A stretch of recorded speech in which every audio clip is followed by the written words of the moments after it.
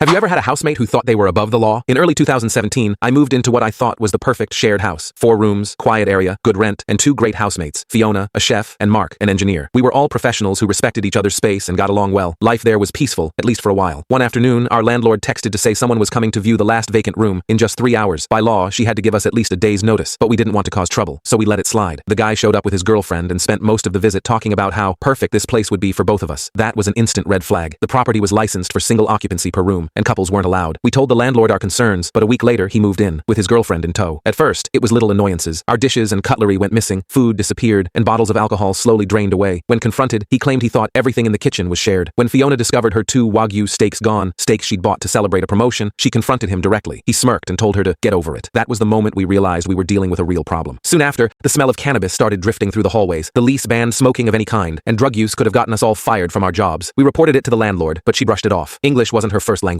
and she didn't seem to understand how serious that was in the UK. Then came the parking issue. Each tenant was allowed 1 car on the shared driveway. Jim Rat decided to park both his car and his work van there, blocking everyone else. His van was plastered with hazard labels for flammable gas and corrosive materials. I called the local council to check the rules. They told me not only was it illegal to park a commercial vehicle overnight in that area, but the chemicals meant it needed to be stored in a secured yard, not near people's homes. When Fiona and I told him this, he exploded. He started shouting, flexing, and making threats. Fiona left the room, and I locked my door. We went to the police the next day to file statements in case things got worse. A week later, our landlord tried to talk to him, and he threatened her too. That was the last time she ever came to the property. She decided to hire a rental agent to take over, someone who actually knew housing law. The agent met with us first, reviewed our messages, and even had a recording of Jim Rat yelling at the landlord. When he confronted Jim Rat, the guy tried to spin the story, claiming we'd been bullying him. The agent didn't buy it. He gave him an ultimatum: repay everything he'd stolen, follow the lease, or face eviction. Jim Rat didn't take that well. His girlfriend showed up mid-meeting using a key she wasn't supposed to have, shouting and accusing everyone of treating them unfairly. The agent stood up, told them eviction papers were coming, and left. Moments later, Jim Rat lost control. I heard smashing sounds, furniture breaking, and then heavy pounding on my door. He shouted threats, saying he'd break it down and hurt me. I called the police immediately. They arrived within minutes. I handed them my keys through the window, and they went in. He was still raging when they entered, and they had to restrain him. Both he and his girlfriend were arrested and taken away. The agent then went straight to county court to file an emergency injunction. 2 days later, the court approved it, banning both Jim Rat and his girlfriend from coming near the property without police supervision. It also granted an immediate eviction order, but they didn't care. The same evening they were released, they came back. He was drunk, high. I locked myself in my room again and called the police. This time, they arrived in riot gear. They entered through the unlocked front door, tackled him, and arrested them both again. Afterward, his van was still blocking the driveway. I called his employer to come remove it. When they opened the doors, the smell hit immediately. The police were called once more, and the van was seized on the spot. That discovery ended everything. He was charged with possession with intent to supply, fired from his job, and sentenced to 2 years in prison. But when investigators discovered that his girlfriend was only 15, his sentence jumped to 5 years. When I heard the full story months later, I felt sick, but also relieved. What began as a simple house share turned into a nightmare, and in the end, justice caught up with him. All because one arrogant man thought he could live above the law.